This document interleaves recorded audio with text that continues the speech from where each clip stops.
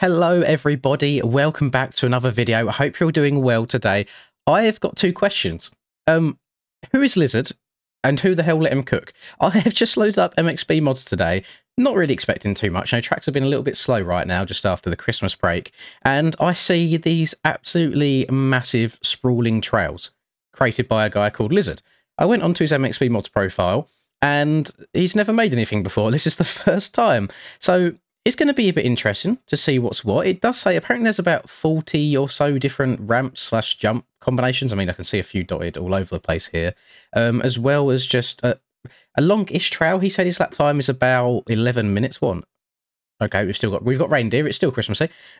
I mean, I'm probably going to get slewed, actually. That might not even be a reindeer. That might be some other form of mammal, but ignore me. Oh, no, there's more. We've got a little herd of them over here. Nice.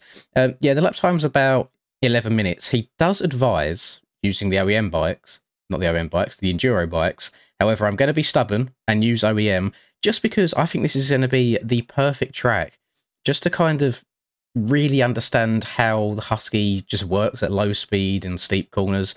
And I think it should be really, really good fun. For all of you passionate gamers, you can now get 20% off all G Fuel products worldwide by using code LINS at checkout. And for any of you motorheads looking for some new drip or apparel, use code MXPR_LINS15 fxrracing.eu to get 15% off. All links and codes are in the description down below. Enjoy the video and drop a cheeky little like and subscribe. Now, this track does have working timing gates. The issue that I have right now, however, I'm a little bit scared on which direction is the right direction. Now, the way that it spawned me was facing this way, which makes me believe this is the direction I should be going, and it's not.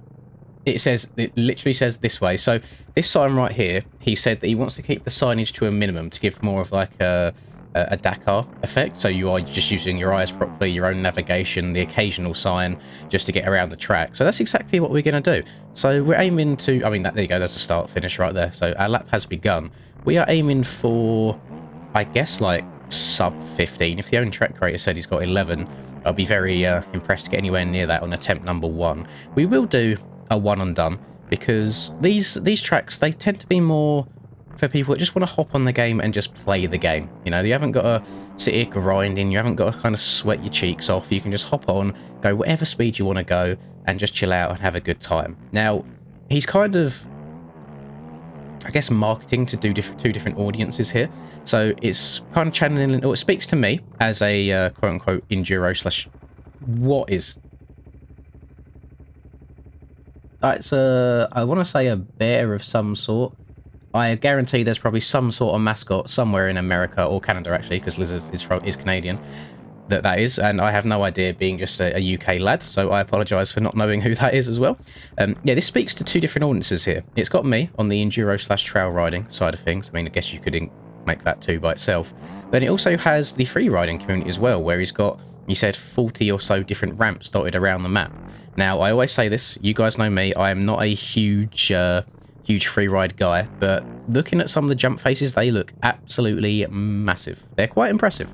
So if that is your kind of forte, then definitely hop on here and give it a go and see what you can find. I always like seeing free ride edits. You know, I don't watch many kind of edits or videos on MX bikes overall, but one thing that I always do like seeing is just really good, imaginative free ride edits. I just think they go so hard.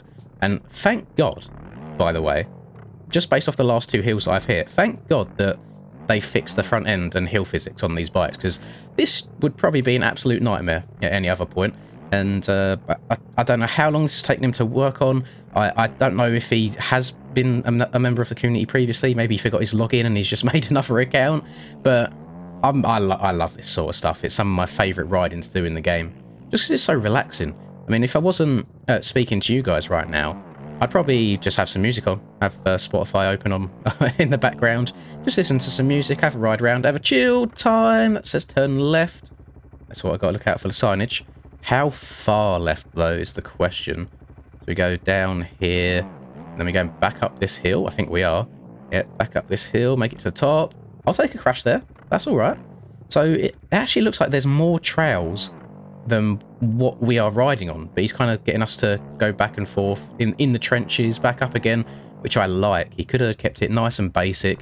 He could have just kept us on like the main trail that we've gone through there as well. We're going off-roading, we're going off the course. We've got some rough stuff, So there's a little bit of difficulty here. Let's get up and over. I'm interested to see if there's like an actual like proper start on this track and if it accommodates 40 people, because if so, oh, this could be some good fun for public lobbies.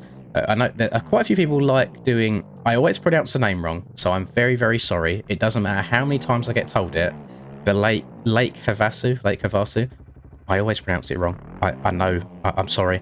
But we've done that quite a few times on stream, and people always seem to really enjoy that. So I suppose this is a similar sort of riding. It's like very, very exciting. Do I go back onto the...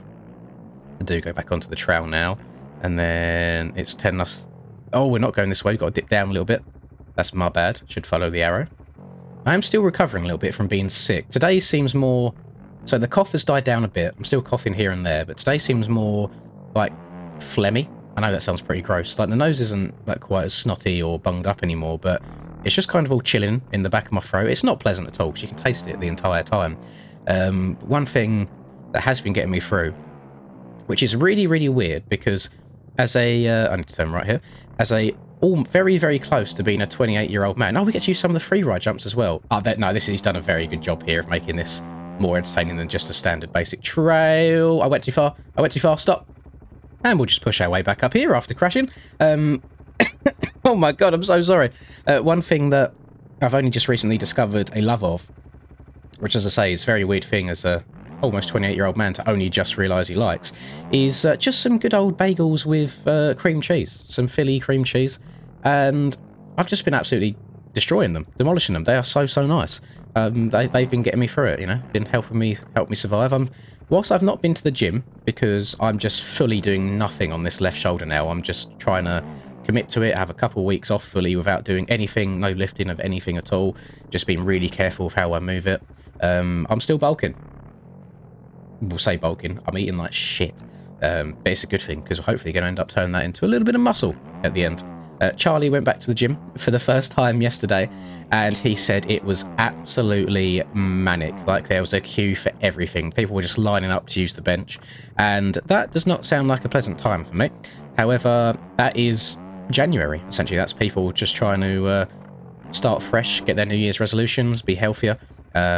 Please stop so I can push the bike up. Thank you. And honestly, it should be a lot quieter by the end of January when everyone gives up after a couple of weeks. Them New Year's resolutions don't last too long. That's not me trying to be a Debbie Downer. That's just what I've noticed in the past. So who knows? We'll probably... I'll try going back kind of like mid-January-ish if I'm feeling all right. What I'm scared of happening is, let's say I get to a point where the shoulder feels fine again, and so it doesn't hurt just to move it or lift light things. What happens with, as soon as I go to do something semi-heavy, it just goes again? Is that I'm losing my eyesight, boys. I thought there's a rock over in the distance. I literally thought it was a hippo. I was like, why would there be a hippo out in... Well, I think this is called California trails. So we're in California, but I'm going to class it more as deserty, where we've got the cacti all over the place, and it does give off more of a deserty vibe, even though there's grass dotted around as well. Oh, this is something exciting that only a nerd like me would find interesting, is I created my first ever invoice today.